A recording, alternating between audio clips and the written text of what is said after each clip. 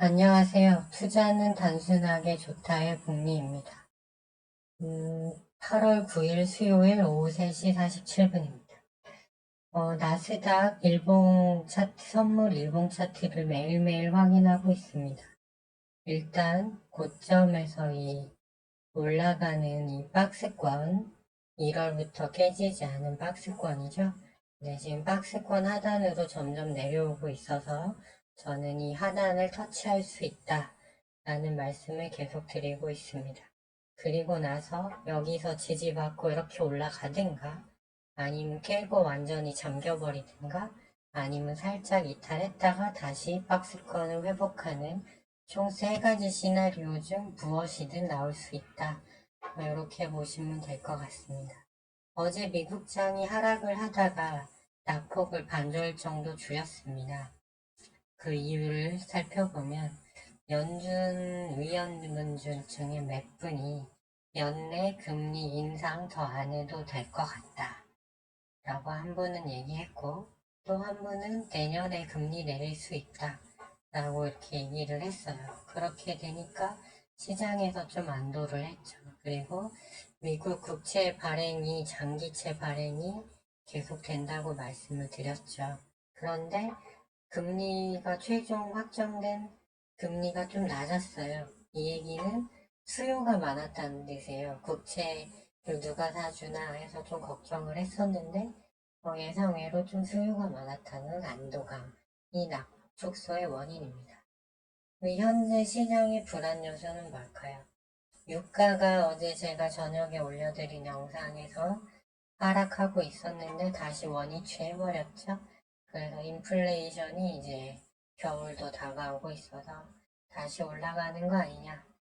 내일 저녁에 발표되는 미국 소비자 물가로 연결이 되죠.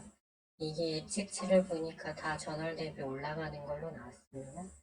다음에 이 연준 이사들의 얘기와 다르게 상당 기간 고금리가 계속될 가능성, 충분히 가능성이 있죠.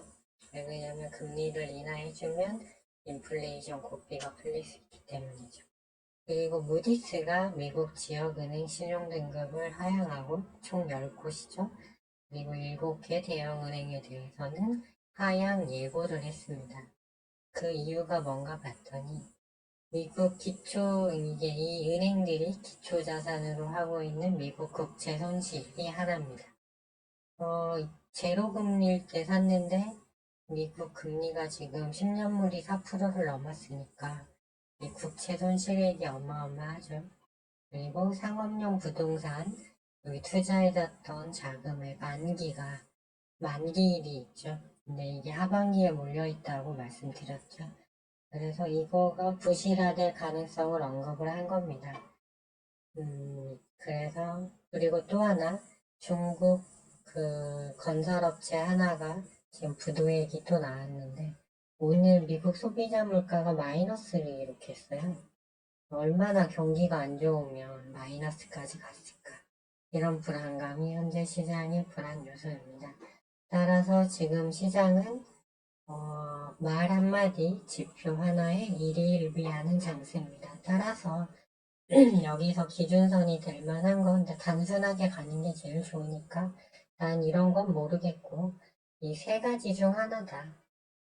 지지선 부근에서 반등 주고 올라가든가 깨고 내려가든가 깬 후에 회복하든가 이 셋 중에 하나입니다. 그렇기 때문에 보고 대응하면 되고 아직은 매수할 시점은 아니다 이렇게 보고 있고요. 미국 10년물 금리가 일단 4%대에서 계속 움직이고 있어요. 위로 튀면 좋지 않습니다. 그 다음에 달러도 일단은 내려오지 않고 있어요. 102에서 언제든지 다시 올라간다 이런 분위기인 것 같고요. 원달러 환율은 소폭 내려왔지만 아직 상승 추세입니다. 그리고 현재 나스닥 선물은 0.27% 약하게 상승 중이죠. 그렇게 크게 이탈리아 같은 경우도 많이 내려왔고 독일도 고점에서 좀 많이 내려왔습니다. 그렇다고 해서 지금 이게 하락이 멈췄다 이렇게 보기는 어렵고요. 중국이랑 항생도 좀 좋지 않죠. 네, 이런 상황이고, 나스닥 일간 차트를 보시면 아직 박스권 하단까지 자리가 남았죠. 아직은 뭐 여기서 위로 가려면 호재가 필요한데 그런 호재가 제가 봤을 때 개인적으로는 딱히 보이지 않는 흐름입니다. 자, 이제 국내 증시 수급을 보면 오늘 웬일로 기관은 계속 팔았는데 외국인이 코스피 3,500억, 코스피를 2,500억을 사줬습니다. 그래서 지수가 올랐죠. 아시아 증시 오늘 다 빠졌는데 한국만 올랐습니다. 네, 그렇죠. 그래서 어디를 샀나 봤더니 당연히 이제 삼성전자 샀죠. 삼성전자. 이제 삼성전자를 위시로 한 삼성전자를 오늘 무려 거의 뭐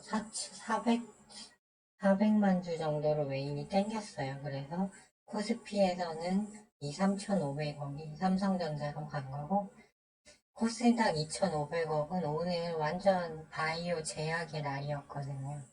이게 다 바이오 제약 관련주들이 엄청난 시세를 오늘 뿜었죠. 그렇기 때문에 이 금액은 바이오 제약 쪽으로 간 것이다. 뭐 이 정도로만 이해하면 되겠습니다. 그런데 이제 국내 증시가 이게 진짜 반등이냐 아니라고 저는 보고 있어요. 삼성전자가 일봉인데 다행히 60일선은 깨지 않았습니다. 하지만 30분봉이 아직 뭐 이렇게 우상향으로 꺾은 건 아니고요. 에코프로 BM도 아직 추세라인 밑에 잠겨 있습니다. 그렇기 때문에 지수가 가려면 이 대표적인 시총 상위주들이 가야 되는데 그런 자리로 보이지는 않고요. 선물 일봉 차트 보시면 어제 제가 이 하단 지지라인 깨면 안 좋다 했는데 그래서인지 모르겠지만 일단 여기서 일봉상 반등이 나왔습니다.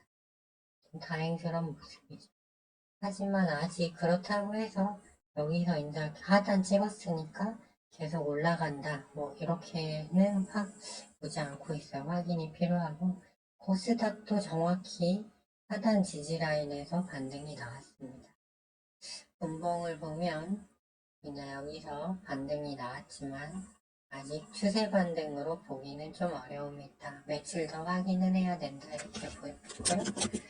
코스피도 마찬가지 정확히 하단 추세 라인까지는 안 가고 올라왔지만 확인이 필요하다 이렇게 보여집니다. 일단은 올라왔으니까 좋은 거죠. 그래서 미국장이 더 안 빠지면 이제 다시 위로 올라가는 흐름이 나올 거고 미국장이 더 빠지면 다시 하단 지지력을 테스트하겠죠. 네. 여전히 국내 신용잔고는 대단히 높습니다. 그렇기 때문에 이런 경우에 바로 올려주진 않을 것 같고요.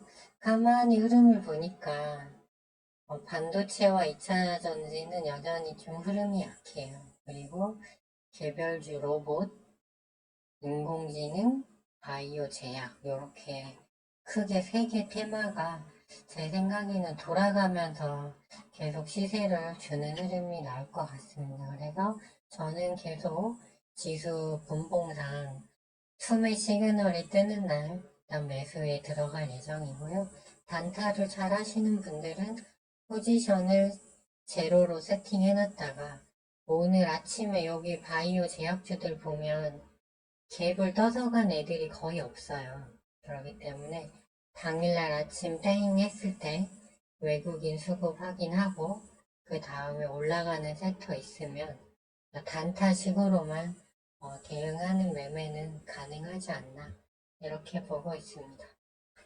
오늘 장도 모두 수고 많으셨습니다.